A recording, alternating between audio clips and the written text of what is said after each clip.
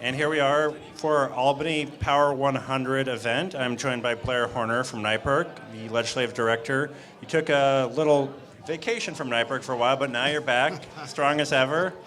What's it like to be back? It's great. It's been a very interesting, session so far. The fight over ethics reform in the budget was one of our top issues, and sadly, will continue to be a top issue as we go forward. Sure. And there were some measures that were passed in that budget. Sure. Are any of those really substantial things that'll really make a difference? Well, it depends on how you sort of look at this stuff. There's certainly been an argument made by the folks at the Moreland Commission that there needed to be additional penalties, and they had to have a whole new category of crime, sort of a political corruption section of law dealing with bribery statute, more disclosure. So those are going to be good. But we never thought that the problem wasn't there wasn't enough penalties. The problem was there wasn't enough enforcement. And right now, the chief enforcement officer in the state of New York appears to be the U.S. Attorney, Preet Bharara, not all of the agencies that we pay tax dollars for in Albany.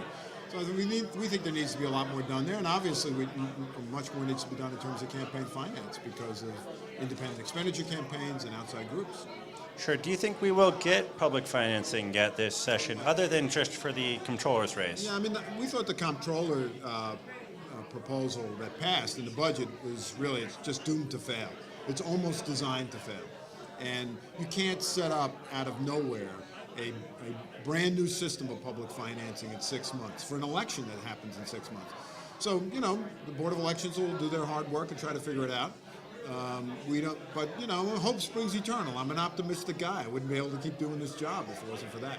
Sure, right. And I should note, again, Blair Horner clocked in at number 95. I know, Tony Borgos, watch out. That's right, and just ahead of Frank McKay. Right. So you're in good company, one of the 100 most powerful people in Albany.